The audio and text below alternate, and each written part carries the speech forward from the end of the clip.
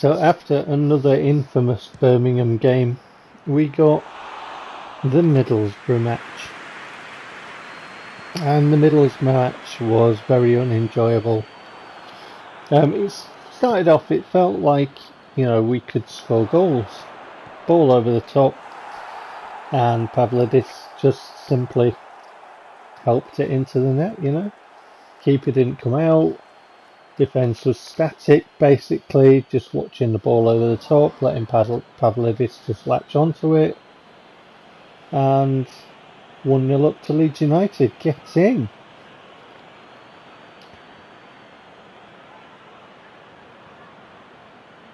Just behind the halfway line there, ball over the top.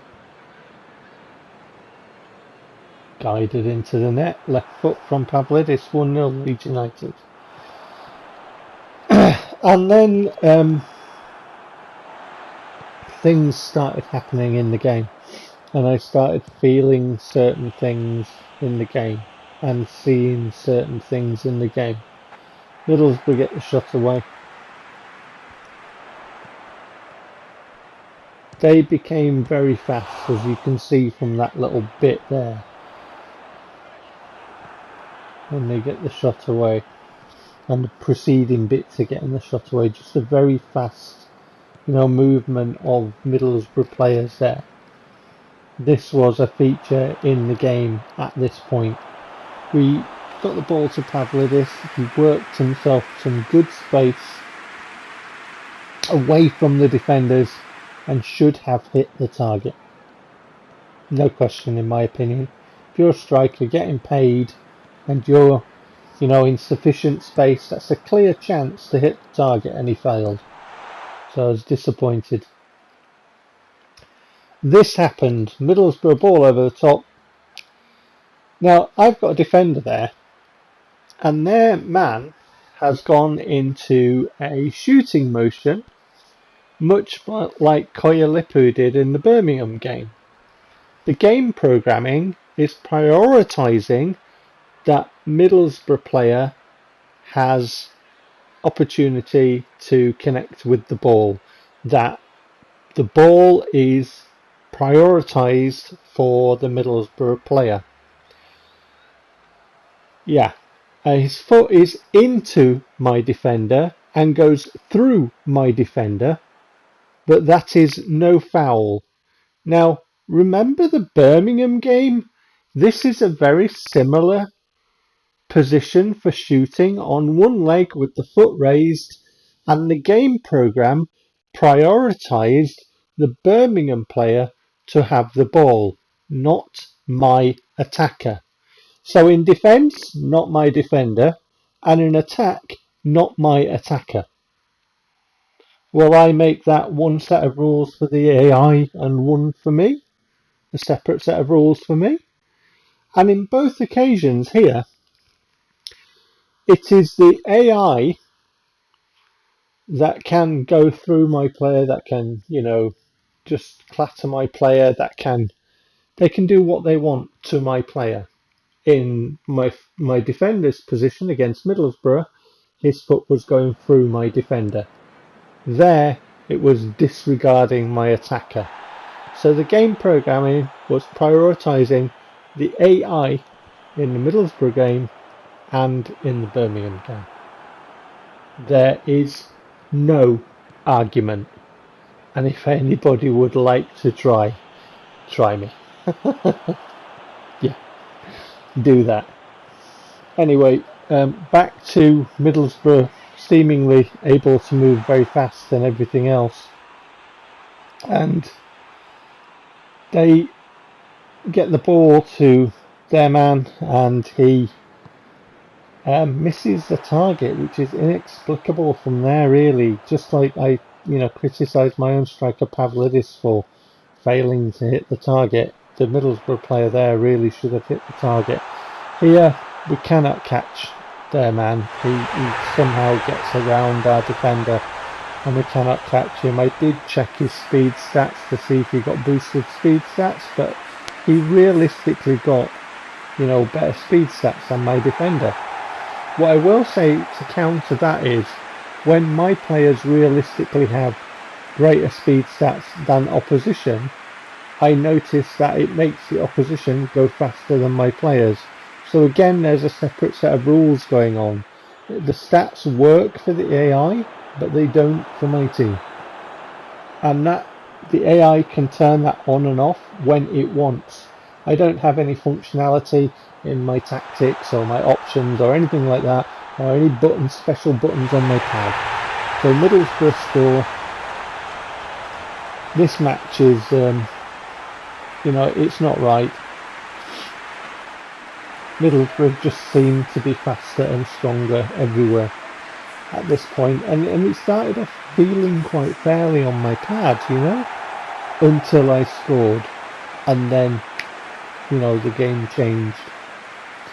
And Middlesbrough have another goal, so they are now 2-1 up.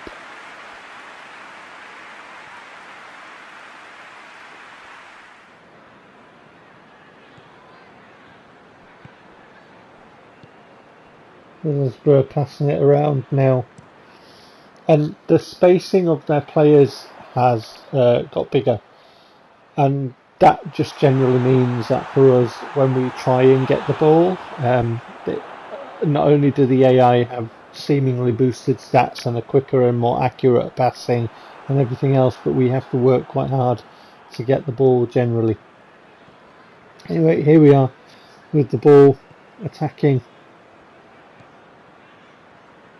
Larson, simple ball to Pavlidis, and he's hit the target this time with aplomb, and that's 2 goals for him. He should have had 3 really, at least, I think, in this game, unless I have evaluated my expectations of him. At least hit the target on the other chance then. But yeah, he's smashed that past the keeper. Very simple ball. The defenders didn't seem to go with him there, Anyway, I get subs on.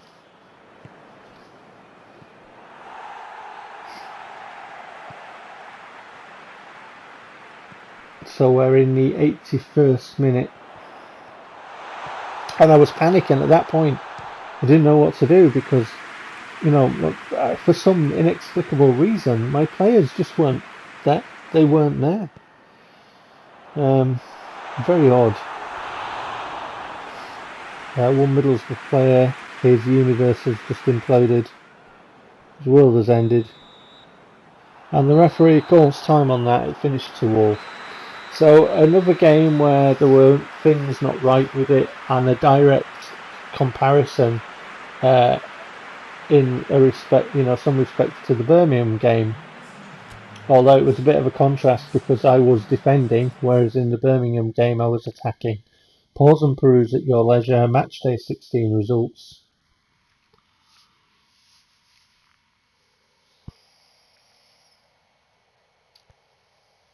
A bit of news on Vassell playing style. So we go into the Preston game. I've had to cut a lot of the Preston game out simply because of the things that I was showing in the Middlesbrough game, and there's something I have to show in this Preston game. So we see highlights of the first half, but we don't see the entire highlights of the second half. I had to cut an awful lot of things out. But here we are. Preston are not moving up the pitch if we have the ball in our half, and we can go into their half, and here we are. And they're very hard in the challenges, so the boxes are ticked again on how PES plays.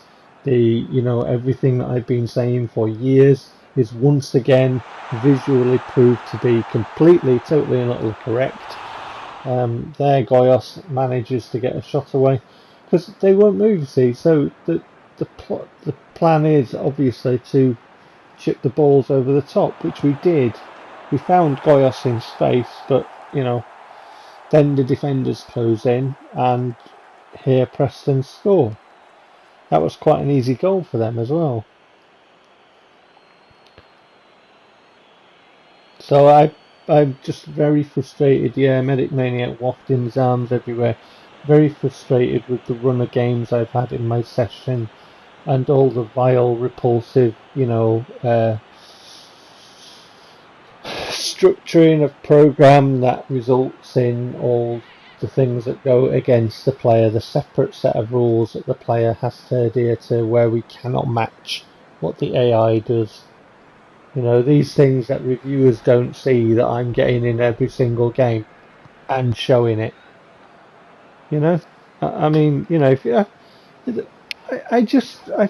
reviewers are people like us. They've got feelings. They get thirsty. They have to go to the toilet. We all fart same, don't we?